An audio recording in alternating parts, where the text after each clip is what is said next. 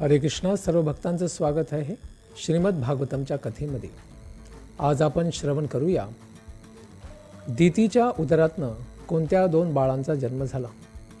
गर्भस्थ अवस्थेमध्ये त्याने संसारामध्ये त्या दोघांनी कोणता अंधकार पसरविला. सर्व देवतांना ब्रह्माजींनी काय सांत्वना दिली. हिरण्यकशिपूला ब्रह्माजींपासून कोणता वर प्राप्त झाला होता. हिरण्याक्ष अत्यंत उद्दंड होऊन कोणाशी युद्ध करण्यासाठी पुढे जातो. वरूणशी त्याची कशी भेट होते आणि वरुण देवता त्याला काय सांगतात याचा आज श्रवण करूया. हरे कृष्ण. श्री मैत्रेय ऋषि ने कहा, विष्णु से उत्पन्न ब्रह्मा जी ने जब अंधकार का कारण सब देवताओं को कह सुनाया कि ये दीति के गर्भ में ही हिरण्याक्ष और हिरण्यकशिपु जो पूर्व में वैकुंठ में जय विजय थे, तो स्वर्गलोक के निवासी देवता समस्त भय से मुक्त हो गए. इस तरह वे सभी अपने अपने लोकों को वापस चले गए.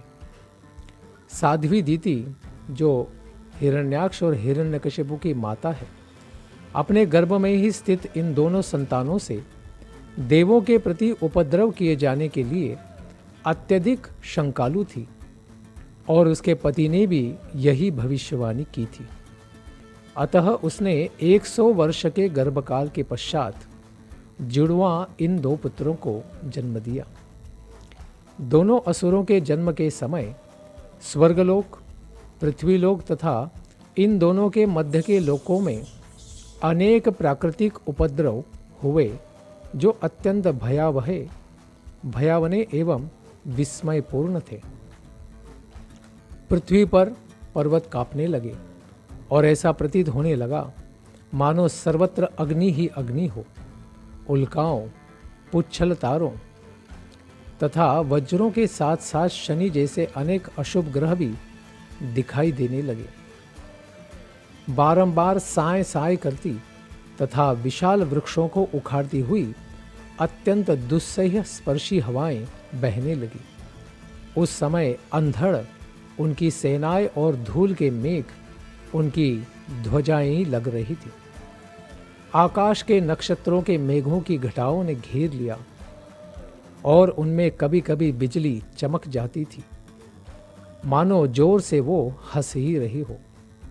चारों ओर अंधकार का राज्य था और कुछ भी दिखाई नहीं पड़ रहा था. उत्ताल तरंगों से युक्त सागर मानो शोक में जोर जोर से विलाप कर रहा था और उसमें रहने वाले प्राणियों में हलचल सी मची थी. नदियां तथा सरोवर भी विक्षुब्ध हो उठे थे और कमल भी मुरझा गए थे. सूर्य तथा चंद्रमा के चारों ओर ग्रहण लगने के समय अमंगल सूचक मंडल बार बार दिखाई पड़ने लगे. बिना बादलों के ही गरजने वाली ध्वनि और पर्वत की गुफाओं से रथों के जैसी घरघराहट भी सुनाई पड़ने लगी. गांवों के भीतर सियारियों ने अपने मुखों से दहकती आग उगलती हुई अमंगल सूचक शब्द करने लगी. इस रोने से सियार तथा उल्लू भी साथ ही साथ आवाज कर रहे थे. जहां तहां कुत्ते अपनी गर्दन ऊपर उठा उठाकर शब्द करने लगे मानो कभी वे गा रहे हों और कभी विलाप कर रहे हों. हे विदुर, झुंड के झुंड गधे अपने कठोर खुरों से पृथ्वी पर प्रहार करते हुए खोद रहे थे तथा जोर जोर से रेंकते हुए इधर उधर दौड़ने लगे. गधों के रेंकने से भयभीत होकर पक्षी अपने घोंसलों से निकलकर चीख चीख कर उड़ने लगे और गौशालाओं तथा जंगलों में पशु मल और मूत्र त्यागने लगे. भयभीत होने के कारण गौओं के दूध के स्थान पर रक्त देने लगी. बादलों से पीब बरसने लगा. मंदिरों में देवों के विग्रहों से आँखों से आंसू निकलने लगे और वृक्ष बिना आंधी के ही यथा तथा गिरने लगे. मंगल तथा शनि जैसे अत्यंत क्रूर ग्रह बृहस्पति, शुक्र तथा अनेक शुभ नक्षत्रों को लांघकर तेजी से चमकने लगे. टेढ़े मेढ़े रास्तों में घूमने के कारण ग्रहों में परस्पर टक्कर होने लगी। इस प्रकार के तथा अन्य अनेक अपशकुनों को देखकर ब्रह्मा जी के चारों ऋषिपुत्र, जिन्हें जय तथा विजय के पतन एवं दिति के पुत्रों के रूप में जन्म लेने का ज्ञान था, उनके अतिरिक्त सभी लोग अत्यंत भयभीत हो उठे।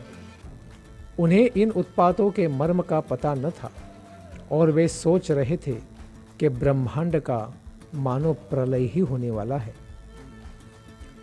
पूरा काल में प्रकट इन दोनों असुरों के शरीर में शीघ्र ही असामान्य लक्षण प्रकट होने लगे। उनके शारीरिक ढांचे इस्पात के समान ही थे और वे दोनों विशाल पर्वतों के समान बढ़ने लगे। उनके शरीर इतने ऊंचे हो गए कि उनके स्वर्ण मुकुटों के शिखरों के द्वारा मानो आकाश को ही चूमा जा रहा हो। उनके कारण सभी दिशाएं अवरुद्ध हो जाती थीं और जब वे चलते तो उनके प्रत्येक पग पर पृथ्वी हिलती थी। उनके बाहुओं में चमकीले बाजूबंद सुशोभित थे। उनकी कमर में परम सुंदर करधनियां बंधी थी और जब वे खड़े होते तो ऐसा लगता मानो उनकी कमर से सूर्य ही ढक गया हो। जीवात्माओं के सृष्टा कश्यप मुनि ने अपने जुड़वा पुत्रों का नामकरण कर दिया। जो पहले उत्पन्न हुआ उसका नाम उन्होंने हिरण्याक्ष रखा और जिसको दिति ने पहले गर्भ में धारण किया था उसका बड़ा भाई, उसका नाम था हिरण्यकशिपु। ज्येष्ठ पुत्र हिरण्यकशिपु को तीनों लोकों में किसी से भी अपनी मृत्यु का भय न था, क्योंकि उसे ब्रह्मा जी से उस प्रकार से वरदान ही प्राप्त हुआ था। इस वरदान के कारण यह अत्यंत दंभी तथा अभिमानी हो गया था और तीनों लोकों को अपने वश में करने में समर्थ हो गया था। छोटा भाई हिरण्याक्ष अपने कार्यों से अपने बड़े भ्राता को बड़ा प्रसन्न रखने के लिए उद्यत रहता था। हिरण्यकशिपु को प्रसन्न रखने के उद्देश्य से ही उसने अपने कंधे पर गदा रखी और लड़ने की इच्छा से पूरे ब्रह्मांड में घूम आया। हिरण्याक्ष के आवेग को नियंत्रण कर पाना अत्यंत कठिन था। उसके पैरों में सोने के नुपुरों की झनकार हो रही थी। उसके गले में विशाल माला सुशोभित थी और वह अपनी विशाल गदा को अपने एक कंधे पर धारण किए हुए था। उसके मनोबल, शारीरिक बल तथा ब्रह्मा द्वारा प्राप्त वरदान ने उसे अत्यंत दंभी बना दिया था। उसे न तो किसी से अपनी मृत्यु का भय था और न उस पर किसी का अंकुश भी था। इसीलिए देवता उसे देखकर भयभीत होकर भाग जाते थे और अपने को उसी प्रकार छिपा लेते थे जिस तरह गरुड़ के भय से सारे सर्प छिप जाते हैं। पहले अपनी शक्ति के मद से चूर रहने वाले इंद्र तथा अन्य देवताओं को अपने समक्ष न देखकर तथा यह देखकर कि उसकी शक्ति के सम्मुख वे सभी छिप गए हैं, उस दैत्यराज ने गंभीर गर्जना की। स्वर्गलोक से लौटने के बाद मतवाले हाथी के समान उस महाबली असुर ने भयानक गर्जना करते हुए गहरे समुद्र में क्रीड़ावश डुबकी लगाई। समुद्र में उसके प्रवेश करते ही वरुण जी के सैनिक, जो समस्त जलों के स्रोत के रक्षक करता है, जलचर प्राणी सर्वथा डर गए और बहुत दूर भाग गए। इस प्रकार बिना वार किए ही हिरण्याक्ष ने अपनी धाक जमा ली। हे विदुर, वह महाबली हिरण्याक्ष अनेकानेक वर्षों तक समुद्र में घूमता हुआ वायु से दोलायमान उत्ताल तरंगों पर अपनी लोहे की गदा से बारंबार प्रहार करता हुआ वरुण की राजधानी विभावरी में ही जा पहुंचा। विभावरी वरुण की पुरी है और वरुण समस्त जलचरों का स्वामी तथा ब्रह्मांड के अधः क्षेत्रों का रक्षक है। जहाँ सामान्य रूप से असुर निवास करते हैं, वहाँ पहुंचकर हिरण्याक्ष नीच पुरुष के समान ही वरुण के चरणों पर गिर पड़ा और उसकी हंसी उड़ाने के लिए अत्यंत मुस्कुराते हुए कहा, हे परमेश्वर, मुझे युद्ध की भिक्षा दो। आप समस्त गोलोक के रक्षक तथा अत्यंत कीर्तिवान शासक हैं। आपने अहंकारी तथा मोहग्रस्त वीरों के दर्प को दलकर तथा इस संसार के सभी दैत्यों तथा दानवों को जीतकर भगवान के हेतु एक बार राजसूय यज्ञ भी संपन्न किया था।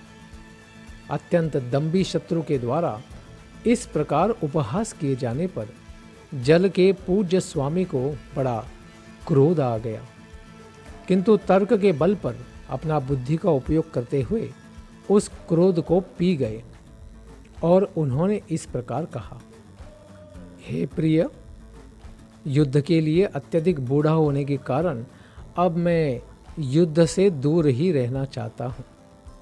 तुम युद्ध में इतने कुशल हो कि मुझे परम पुरातन भगवान श्री विष्णु के अतिरिक्त ऐसा कोई भी व्यक्ति नहीं दिखता है जो तुम्हें युद्ध में संतुष्ट कर सके।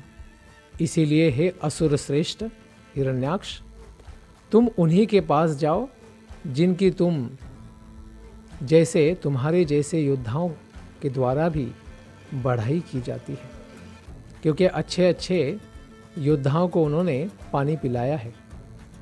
वरुण ने आगे कहा, उनके पास पहुंचते ही तुम्हारा सारा अभिमान चूर चूर हो जाएगा और तुम युद्ध भूमि में कुत्तों के द्वारा घिरे हुए चीरकाल में निद्रा में ही सो जाओगे। तुम जैसे दुष्टों को मार भगाने तथा सत्पुरुषों पर अपनी कृपा प्रदर्शित करने के लिए ही तो वराह जैसे विविध रूपों में भगवान विष्णु अवतार लेते हैं। तो यहाँ पर वरुण जी ने भगवान वराहदेव का अवतरण हिरण्याक्ष के वध के लिए इसका संकेत किया और उन्हीं भगवान विष्णु से युद्ध करने के लिए भी उसे प्रेरित किया। फिर हिरण्याक्ष और भगवान वराह का युद्ध, इसका प्रसंग हम श्रवण करेंगे आने वाली कथा में। धन्यवाद।